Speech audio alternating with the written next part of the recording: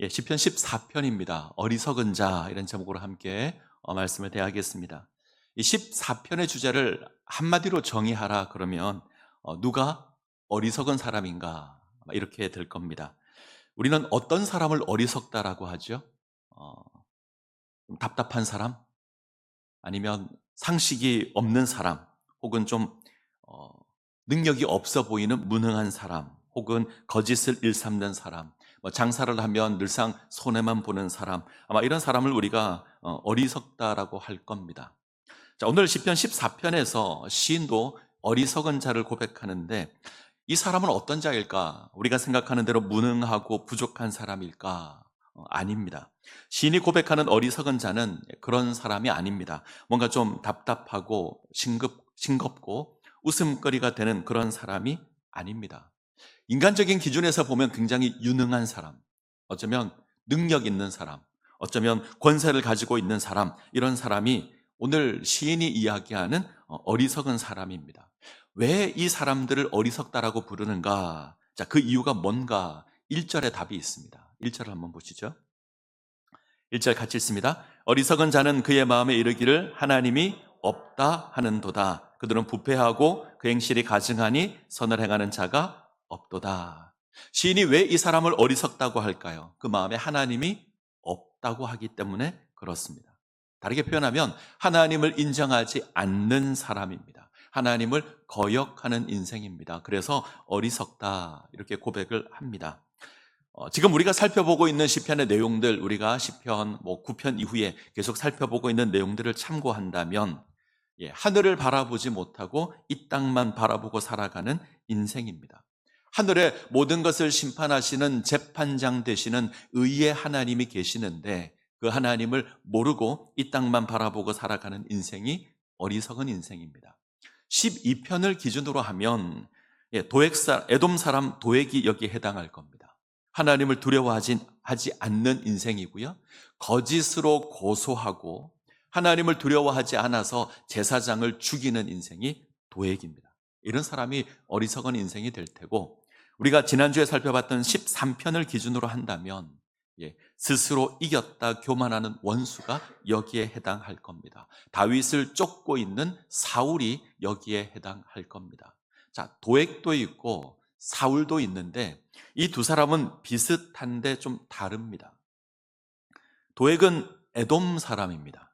하나님을 모르는 인생입니다. 하나님을 모르는 인생이 자기 멋대로 살아가는 그런 어리석은 인생이고요. 사울은요, 이스라엘의 왕입니다. 하나님을 아는 이스라엘 백성입니다. 그런데 하나님 거역하는 삶을 삽니다. 하나님을 알지만 하나님을 모르는 인생을 사는 겁니다. 이것도 어리석은 겁니다. 20세기 최고의 복음주의 학자로 불리는 사람이 있습니다. 얼마 전에 돌아가셨는데 제임스 패커라는 분이 있습니다. 이분이 쓴 책 가운데 하나님을 아는 지식이라는 책이 있습니다.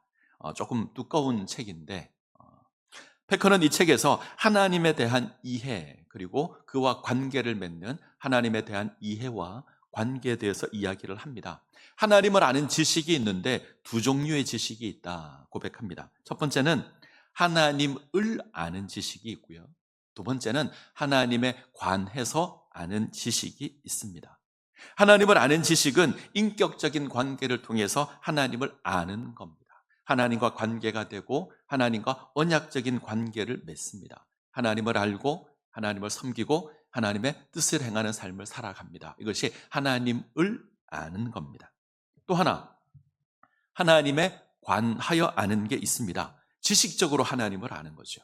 머리는 하나님을 압니다. 그런데 살아가는 삶을 보면 하나님과 아무 상관없는 그런 삶을 사는 겁니다. 이것은 패커는 고백합니다. 하나님을 아는 게 아니다. 하나님을 모르는 거다. 그의 입술은 하나님을 안다고 고백할지 모르지만 이 사람은 하나님을 모르는 자다. 자, 지금 다윗이 어리석다고 이야기하는 자는 어떤 자일까요? 하나님을 아예 모르고 거짓을 행하는 도액과 같은 인생일까요? 아니면 하나님을 알지만 하나님과 상관없는 인생을 사는 사울과 같은 인생일까요?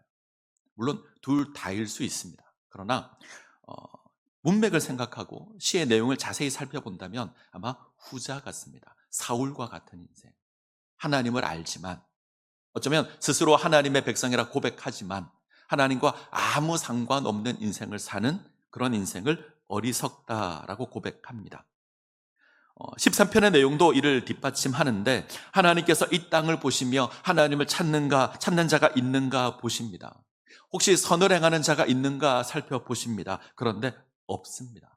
이것을 탄식하시는데, 이것은 하나님을 알지만 하나님을 찾는 자가 없다. 이것을 단식하는 것으로 보는 것이 조금 더 좋습니다. 4절을 한번 볼까요? 4절 같이 읽습니다. 죄악을 행하는 자는 다 무지하냐? 그들이 떡 먹듯이 내 백성을 먹으면서 여호와의 이름을 부르지 아니하는도다. 다 무지하냐? 이 물음은 죄악을 행하는 자가 다 하나님을 아는 지식이 없느냐? 이렇게 묻는 반어적인 표현입니다.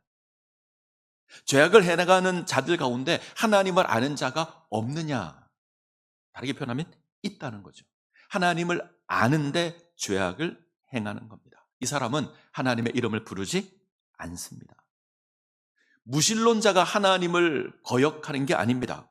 무신론자가 하나님이 없다고 말하는 게 아닙니다. 하나님을 압니다. 하나님을 고백도 합니다. 그런데 하나님과 도무지 상관없는 삶을 삽니다. 하나님은 나의 인생에 개입하지 않을 거다.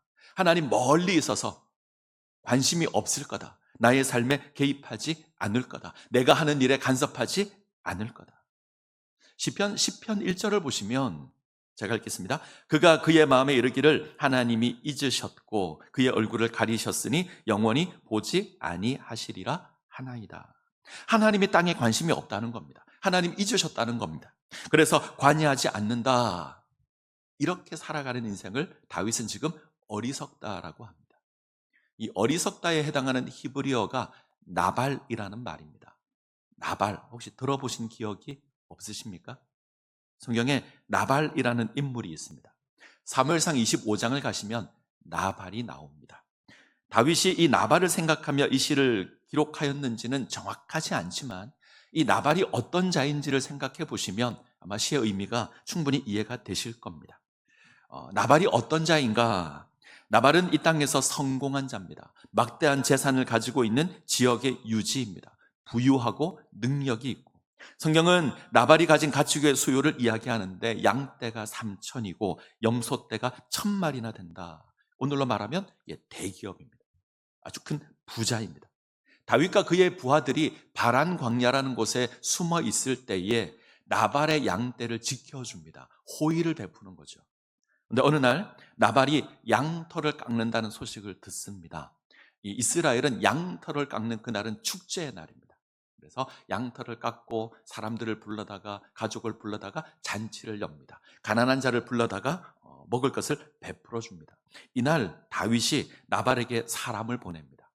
내가 너에게 호의를 베풀어 준 게 있으니 너도 은혜를 베풀어 달라. 너도 우리에게 좀 필요한 것을 달라 요청합니다. 근데 나발이 모욕하죠. 나발이 다윗을 어떻게 표현하냐면 주인에게서 도망한 종과 같다.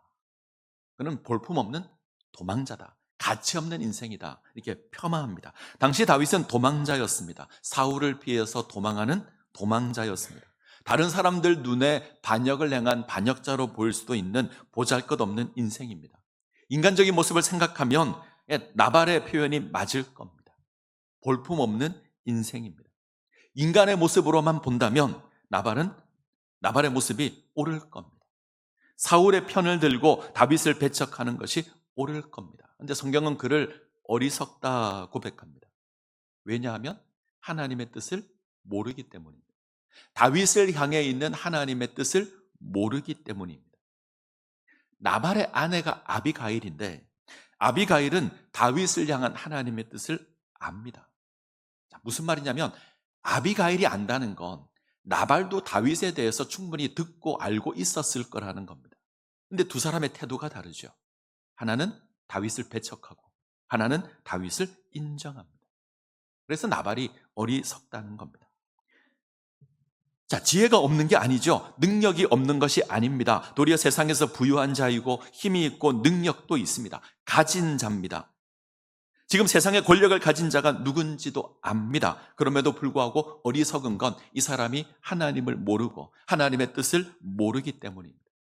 그의 신분은 하나님을 아는 이스라엘인데 하나님을 거역하고 하나님을 두려워하지도 않고 하나님께서 행하시는 그 뜻을 깨닫지도 못하고 관심도 두지 않고 자기 만족을 위해 살아가는 인생입니다. 그래서 어리석다.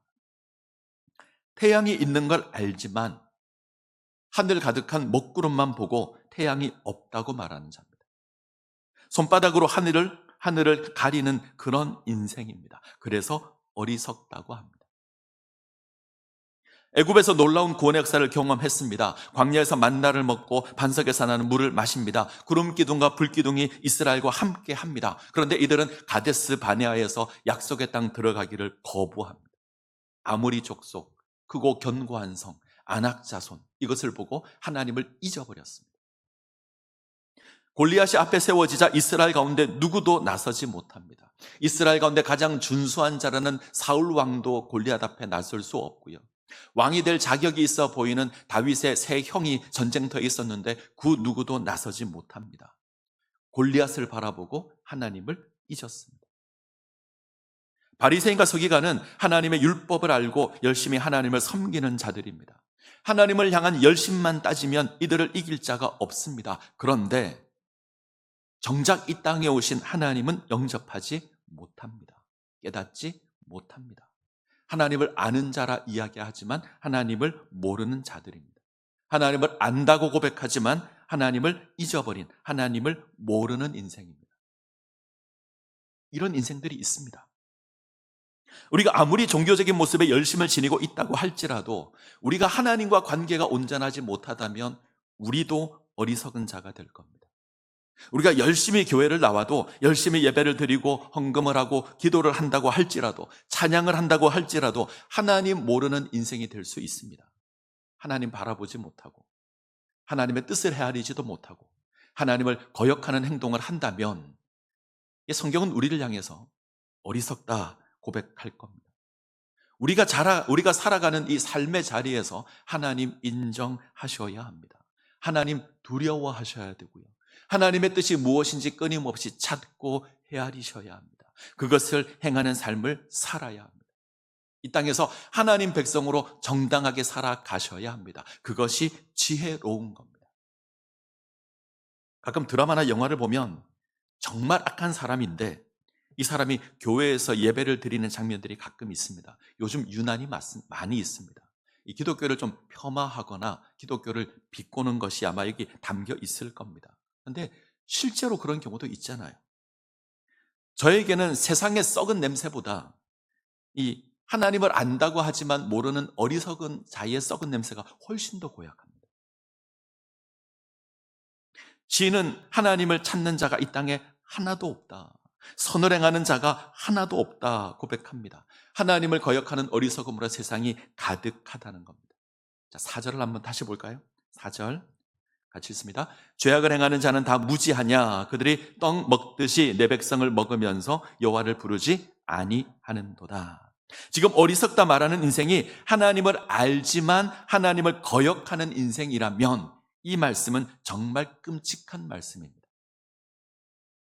하나님을 아는데 하나님을 모르는 인생을 살아가는 그 자가 어리석은 자라면 이 구절 다시 한번 보죠. 죄악을 행하는 자가 다 무지하냐? 그들이 떡 먹듯이 내 백성을 먹으면서 여호와를 부르지 아니하는도다. 조금 번역을 바꿔볼까요? 죄악을 행하는 저 자들은 다 하나님을 아는 자들이 아니냐? 그런데 떡 먹듯이 내 백성을 먹으면서 하나님을 찾지 않는구나. 메시지 성경은 조금 더 재밌게 번역을 했습니다. 저 사기꾼들 정말 머리가 빈 것 아니냐? 패스트푸드를 먹어치우듯이 내 백성을 집어삼키고도 너무 바빠서 기도하지 못한다. 그러면서도 무사하리라고 생각하느냐? 어떻게 하나님을 아는 자가 저렇게 행동할 수 있느냐? 어떻게 하나님의 백성을 햄버거 먹어치우듯이 쉽게 먹어치울 수 있느냐? 그러면서도 하나님께 기도하지 않는다. 여호와께 부르지 아니하는도다. 이것을 이렇게 번역했습니다. 기도하지 않는다. 저는 이렇게 이해가 됩니다. 기도하지 않으면 기도하지 않으면 하나님을 알지만 하나님을 모르는 인생이 될 겁니다. 정말 하나님을 찾는 기도를 하지 않으면 하나님의 백성을 빵 먹듯이 먹는 어리석은 인생이 될 겁니다. 새 번역은 밥 먹듯이 이렇게 번역을 했는데 우리 속담에 누워서 떡 먹기라는 말이 있죠. 쉽고 간단하다. 그런 일을 누워서 떡 먹는다 그럽니다. 지금 악인은 너무 쉽게 의인을 억압하고 있습니다. 이 일에 아무런 어려움이 없습니다. 너무 익숙하게, 너무 거리낌 없이 하나님의 백성을 억압합니다. 왜 하나님을 아는 자가 하나님의 백성을 집어삼킬까? 하나님을 아는 백성으로 부름을 입었는데 왜 하나님의 백성을 억압할까? 그의 인생에 하나님이 없어서 그렇습니다. 하나님을 알지만 하나님을 모릅니다. 하나님을 안다고 하지만 하나님을 모르면, 하나님의 뜻을 모르면 하나님의 백성을 억압할 수 있습니다. 그런데 그것이 문제라는 것을 모릅니다. 삶의 자리에서 하나님의 이름을 부르지 않으면, 기도하지 않으면, 하나님의 뜻을 헤아리지 않으면 하나님의 백성을 억압할 수 있습니다. 기도하지 않으면 하나님을 잊습니다. 가만히 생각 한번 해볼까요? 우리가 살아가면서 얼마나 하나님 생각을 할까요? 얼마나 하나님의 뜻을 찾을까요? 얼마나 하나님과 동행할까요? 우리가 기도하지 않고 살아가는 삶을 보시면 우리 입에서 하나님, 예수님 얼마나 많이 고백하죠? 아마 없을 겁니다. 우리는 하나님의 백성이면서 하나님의 자녀라고 고백하지만 기도하지 않으면 정말 하나님 없는 인생을 살아갈 겁니다. 기도하지 않으면 하나님을 잊을 겁니다. 하나님을 부르지 않으면 하나님 없는 삶을 살 겁니다. 내가 죄악을 저지르고 있는데 그것이 죄인지도 모르고 살아갈 겁니다. 하나님의 백성을 억압하는데 그것이 잘못인지도 모르고 살아갈 겁니다. 그래서 어리석은 겁니다. 어리석다의 반대말은 지혜롭다겠죠. 어떤 자가 지혜로운 자죠? 하나님을 알고 하나님을 찾는 자, 하나님을 인정하는 자.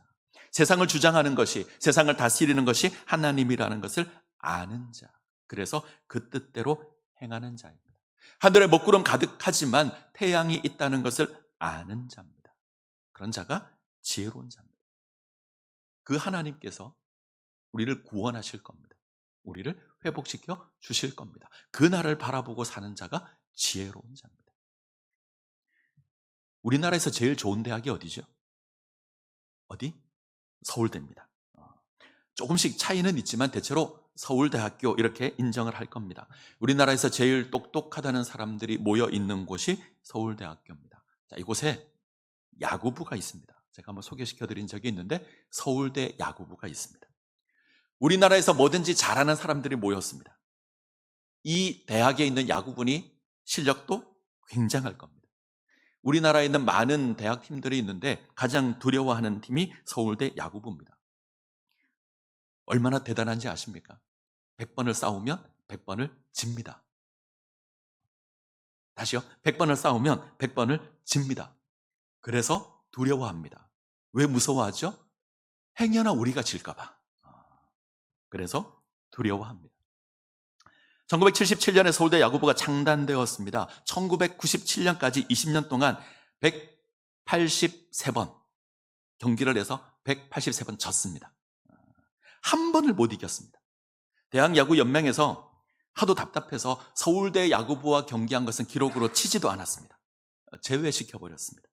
이후에 중국에 있는 베이징 대학과 친선 경기를 했는데 그때 한 번 이겼습니다. 근데 친선 경기여서 결과에 넣지 않았습니다. 2004년 한일 장신대와 경기를 했는데 처음으로 무승부를 기록했고요. 그해 9월 1일 처음 생긴 송원대학과 경기를 해서 2대 0으로 이겼습니다. 이게 첫 번째 승리였습니다. 얼마 전에 경민대학과 싸워서 이겼는데 지금까지 기록이 2승 2무 386패.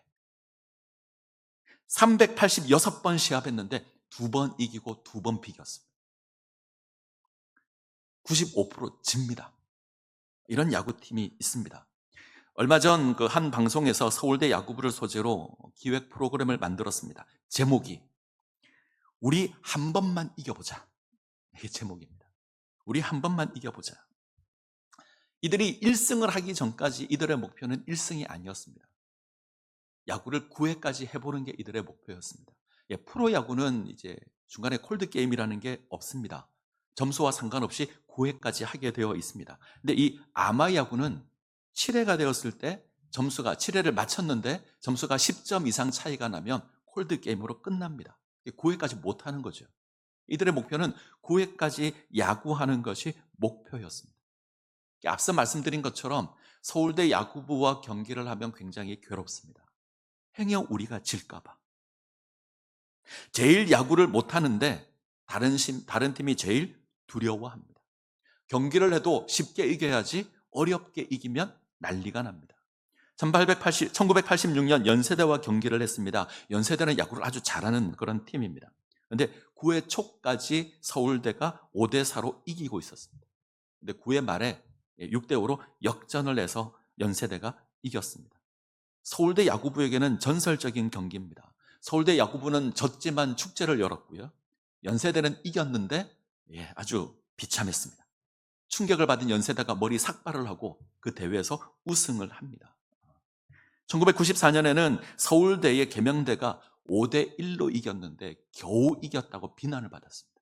그래서 가을에 다시 서울대를 만났는데 35대3으로 이겨버렸습니다. 자, 서울대 야구부는 이기기 위한 팀이 아니라 어쩌면 지기 위한 팀일 겁니다. 근데 이 일을 위해서 서울대 야구부는 학업을 뒷전으로 하고 야구를 합니다. 자, 생각해 보시죠. 공부를 너무너무 잘하는 반에서 1등, 전교 1등 하는 데가 서울대를 갔는데 공부를 안 하고 야구만 하는 거예요. 보고 있으면 답답하겠죠.